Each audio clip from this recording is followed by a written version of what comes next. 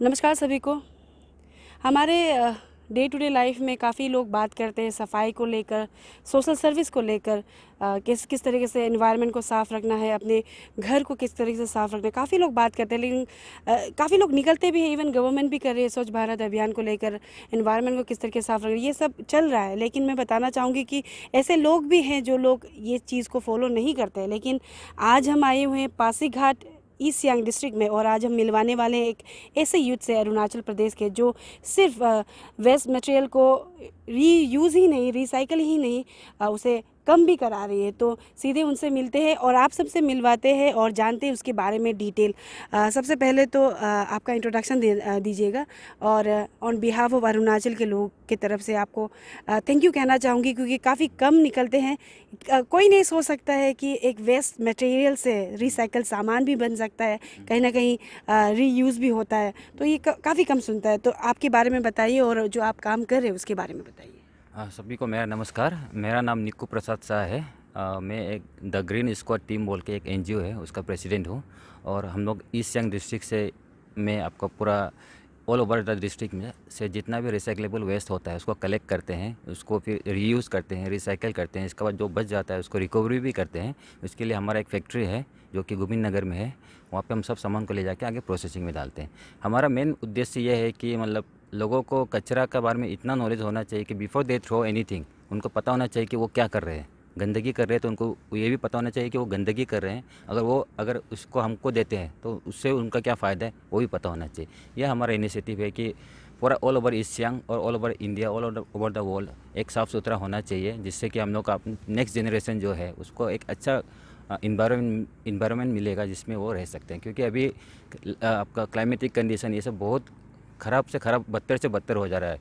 और हम डेवलपमेंट के नाम पे हम लोग रोज़ कचरा ही जमा कर रहे हैं। जैसे अभी कि पहले दूध आती थी, हम लोग केतली में लेके आते थे, बर्तन में लेके आते थे। अभी हम लोग उसको पैकेट्स में यूज़ कर रहे हैं। तो ऐसे करते हम लोग बहुत मॉडर्न हो गए हैं। लेकिन हमारा जो जो वेस्ट है उसको हम लोग पहले का ऐसा जिसे ठो कर देता, अभी वो वही वही चल रहा है। तो उसको इस पे हम लोग को इनिशिएटिव लेना चाहिए था। तो ये सब चीज़ सोच के हम लोग ये इनिशिएटिव लिया कि आपको घर से ऑन डिमांड हम लोग 2-3 सर्विस दे रहे हैं। जैसे ऑन डिमांड मतलब आप एक कॉल कीजिए, आपके घर से हम आके कचरा लेके जाएंगे। एक कॉल कचरा साहब ऐसे। प्लस हम अवेयरनेस इवेंट भी करते हैं जगह जगह पे जाके, जहाँ पे हमें लगता है कि यहाँ पे पॉपुलेशन है, यहाँ पे ज़रूरत है, यहाँ पे कचरा है, यहाँ पे ज़रूरत है, तो वहाँ पे हम अवेयरनेस इवेंट भी करते हैं। प्लस हम लोग आपका स्ट्रीट क्लीनिंग वो भी करते हैं, प्लस आपका रिवर क्लीनिंग भी करते हैं, प्लस आपका मार्केट क्लीनिंग भी करते हैं। ओवरऑल बोलने से इतना अवेयरनेस होना चाहिए कि लोगों को कि वो अगर कुछ फेंक रहे हैं तो उसको कोई बोले नहीं, लेकिन उनको खुद को पता चलना चाहिए कि मुझे नहीं फेंकना चाहिए। उतना तक हमें काम करना है। जी, जिसे जिसे आपने मेंशन किया कि आप लोग वेस्ट मटेरियल कलेक्ट करते हो, लेकिन और साथ ही आपने मेंशन किया कि आप लोग सोशल सर्विस ना, क्लीनिनेस ड्राइव करते हो, अवेयरनेस करते हो, वो तो काफ़ी सारे लोग करते हैं। लेकिन एक चीज़ जो काफ़ी खास आप लोग काम कर रहे हैं, जो आप लोग वेस्ट मटेरियल कलेक्ट कर कर जो रिसाइकल कर रहे हैं, तो कौन कौन सा सामान वेस्ट मटेरियल आप लोग कलेक्ट करते हो? मतलब क्या क्या चीज़ आप कलेक्ट करके उसे रिसाइकल करते हो? देखिए, रिसाइकल का एक ऐसा चीज़ है ना कि रिसाइकल होता है आपका फैक्ट्री में। तो फैक्ट्री तक हमें पहुंचाना बस पहुंचाने की देरी है। फैक्ट्री में हर चीज़ रिसाइकल होता है। स्टार्टिंग फ्रॉम आपका हम लोग लेते हैं आपका घर से जो भी ग्लास आइटम्स होता है वो लेते हैं, जो भी प्लास्टिक आइटम्स होता है वो लेते हैं, पेपर आइटम्स होता है वो लेते हैं, आपका शूज़, फुटवेयर्स, ओल्ड क्लोथ्स, पुराने कपड़े, जो भी है ना, जो भी मैन मेड थिंग है उसको हम कलेक्ट करते हैं। प्लस कलेक्ट करने के साथ साथ हम वहाँ पे डायरेक्ट रिसाइकिल के लिए नहीं भेजते हैं। उसको हम पहले आइडेंटिफाई करते हैं, उससे हम क्या कर सकते हैं। फर्स्ट रीयूज़ के लिए सोचते हैं। जैसे आप मान लीजिए आपका कोई स्कूल्स का कोई पुराना कपड़ा जो आप 1-2 दिन यूज़ करके इसका ऐसे पड़ा हुआ रहता है, आप हमको अगर देते हैं तो उसको हम किसी को डोनेट कर देते हैं। ऐसे करके बहुत सारा सामान आता है जिसको हम रीयूज़ करने की कोशिश करते हैं। आफ्टर दैट जब इस रीयूज़ नहीं होता then we go for recycling.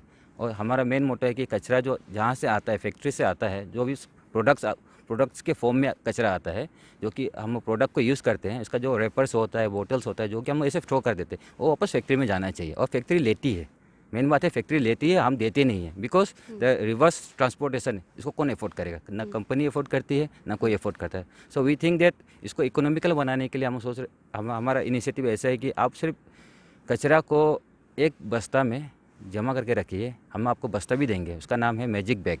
तो इसमें आप जो भी रखिएगा वो आगे रिसाइकलिंग होगा, उसका गारंटी हम लोग देते हैं। बस आप इधर उधर मत फेंकिए। इधर उधर फेंकने से क्या होता है कि हमें एक एक करके उठाना वो बहुत तकलीफ है, किसी के लिए भी नहीं होगा ना। आपका कचरा है, आपको पता है कि आप आज 2 बोतल पानी पिया है, कुछ ये यूज़ किया है, तो उसका कचरा आपको मालूम होगा। आप अगर सिर्फ बैग में रख देंगे और उसका हमको एक कॉल कीजिए, हम आके लेके जाएंगे। जी। तो बहुत ईजी है। और जैसे आपने बताया वो काफ़ी अच्छा इनिशिएटिव है, तो ये जानना चाहूँगी क्योंकि आपके जो काम है उसके बारे में तो आपने बताया, तो कब से आपने स्टार्ट किया और किसी ने आपको इंस्पायर किया ये करना?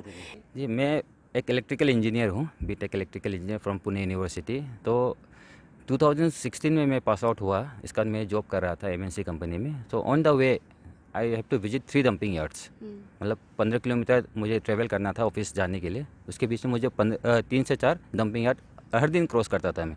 Then always I think that somebody should be there to clean it up.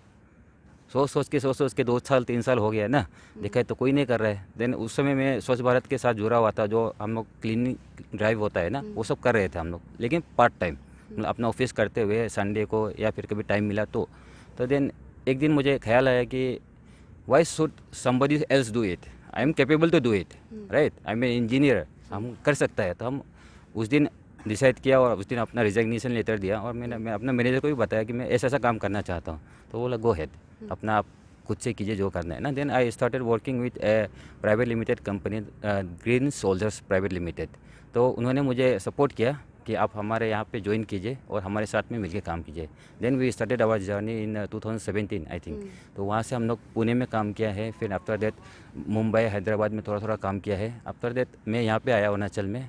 तो यहाँ पे मुझे लगा कि यहाँ पे भी बहुत ज़रूरत है, बिकॉज यहाँ पे जो अभी पासीघाट का स्टेटस है, तो 5 साल के बाद जो होने वाला है वो आई कैन सी इट।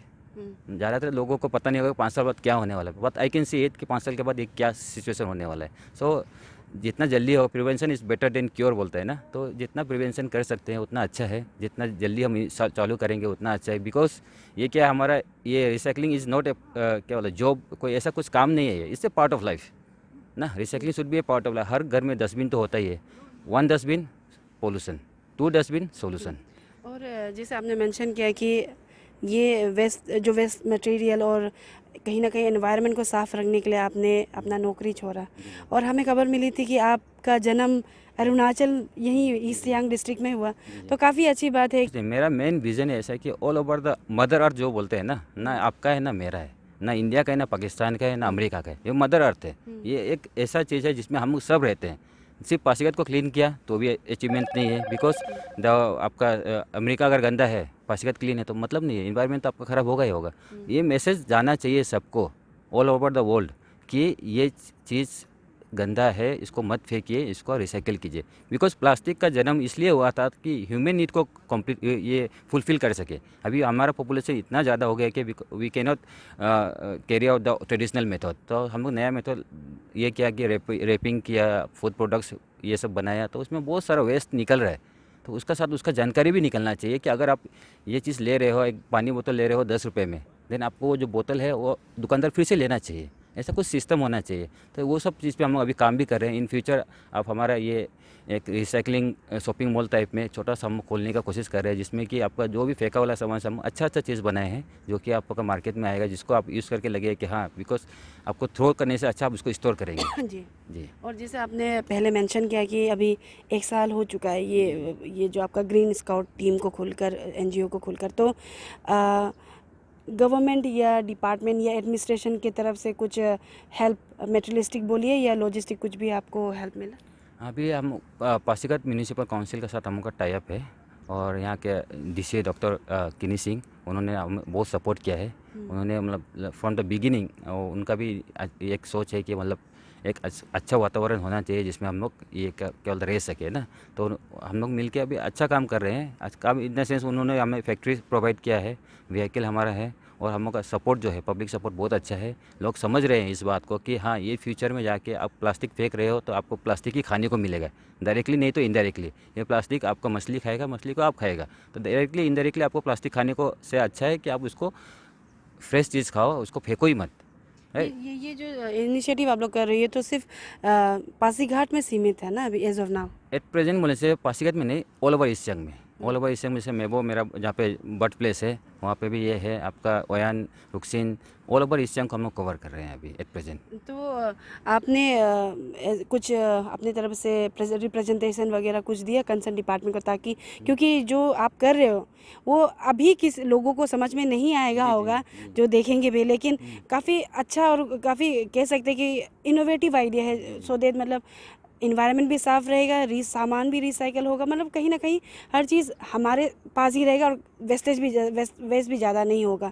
तो गवर्नमेंट को या फिर कंसर्न डिपार्टमेंट को, एचओडी को आपने कुछ रिप्रेजेंटेशन रखा ताकि सिर्फ ईस्ट सियांग डिस्ट्रिक्ट ही नहीं, पूरा स्पेशली हमारे अरुणाचल को काफ़ी ज़रूरत है, क्योंकि एज ऑफ नाउ धीरे धीरे गंदगी तो बढ़ रहा है, लेकिन जो इन्वायरमेंट है अभी हालत ठीक है, बद से बदतर नहीं हुआ इन कंपेयर टू दूसरा मेट्रो सिटीज़। तो ऐसा कुछ रिप्रेजेंटेशन आपने रखा है क्या? मैंने तो मतलब एक नेरिस बोल के एक ये निकला था बीच में आपका, उसमें मैंने अप्लाई किया था रिसाइकलिंग यूनिट के लिए। तो दे आर लाइक उन्होंने मतलब मेरा प्रपोजल को एक्सेप्ट नहीं किया, राइट।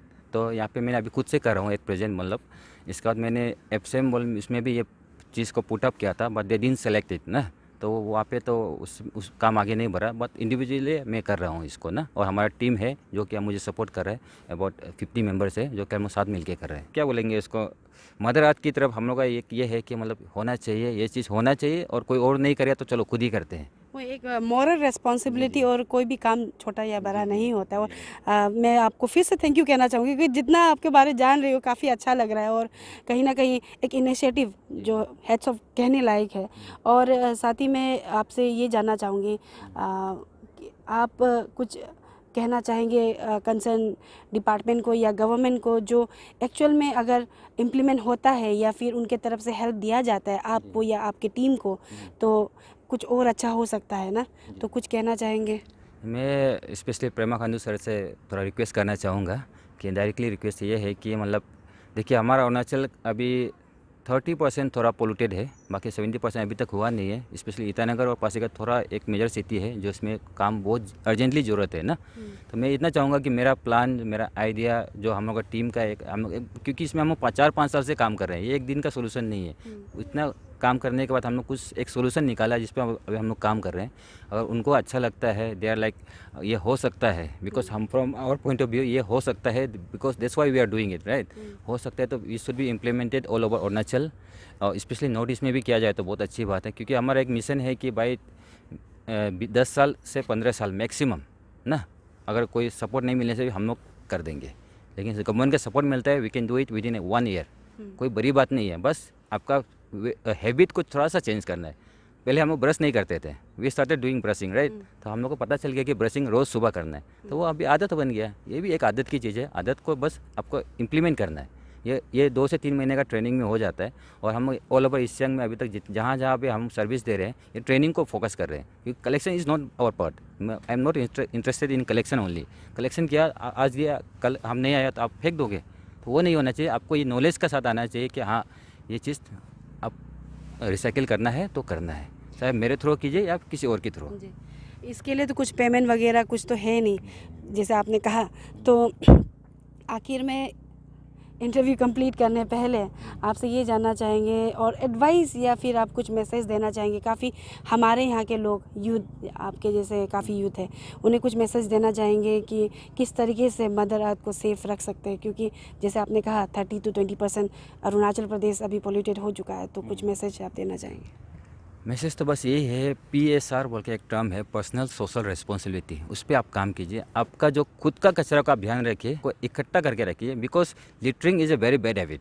इधर उधर जो फेंकने का जो एक आदत लग गया है, हमें बचपन से कोई सिखाया नहीं है ना कि इसको इधर रखना है, इसको इधर रखना है, तो कोई सिखाया नहीं, इसलिए हम सीखे नहीं है। इसको आप धीरे धीरे सीखिए, क्योंकि आप सीखेंगे तो आपका नेक्स्ट जनरेशन सीखेगा, उसका नेक्स्ट जनरेशन सीखेगा, तो ये फेंकने वाली जो एक आदत है ना, वो ख़त्म हो जाएगा, तो आपका सोल्यूशन अपने आप मिल जाएगा। आप नदी में मत फेंकिए, नाला में मत फेंकिए, बिकॉज हमारा क्या है, पब्लिक का एक तो चीज़ है, मतलब देर लाइक पहले वो कंप्लेन करेंगे, ठीक है, फिर आफ्टर दैट वो खुद ही गंदा करेंगे, फिर नेक्स्ट दिन फिर से कंप्लेन करेंगे, तो वो चीज़ नहीं होना चाहिए। आपको अपना रिस्पॉन्सिबिलिटी समझ में आई कि आपका कचरा मतलब एक दिन में 200 ग्राम का वेस्ट आपका इंडिविजुअल का, हर इंडिविजुअल से निकलता है। 200 ग्राम वेस्ट को आपसे अच्छा से केयर कीजिए, बाकी बात तो धीरे धीरे करके हो ही जाएगा। तो वही है मैसेज। और इसमें क्या है, ये सेगमेंट जो है, इसमें आप जितना ज़्यादा क्या बोलते हैं इसमें सोचेंगे ना, उतना ज़्यादा इसमें काम निकलता है। और कचरा हमारे देश में कोई कम नहीं है। हाँ, कचरा में भी हम लोग बहुत अमीर है कचरा ही कचरा है हमारे देश में। जी, थैंक यू सो मच हमारे साथ बात करने के लिए। Thank you. ये थे निकू प्रसाद शाह, जो कि ईस्ट सियांग डिस्ट्रिक्ट, और जन्म इनका मेबो ईस्ट सियांग डिस्ट्रिक्ट में ही हुआ है, तो काफ़ी अच्छा काम कर रहे हैं। तो मैं इनके ही बात सुनकर मैं भी यही कहना चाहूँगी कि सिर्फ डिपार्टमेंट या गवर्नमेंट स्टेट को या फिर कंट्री को साफ़ नहीं रख सकती है, हमारा भी अपना पर्सनल एंड मॉरल रिस्पॉन्सिबिलिटी रहता है साफ़ सफाई रखने के लिए। और कोई भी काम छोटा बड़ा नहीं होता। एक इंजीनियर आकर अरुणाचल प्रदेश को साफ़ करने की मिशन में लगा हुआ है, तो चलिए साथ में मिलकर इनका भी साथ दिए और गवर्नमेंट का भी साथ दिए, और जितना हो सके अपने स्टेट को साफ़ रखें और मदर नेचर को सेव करें।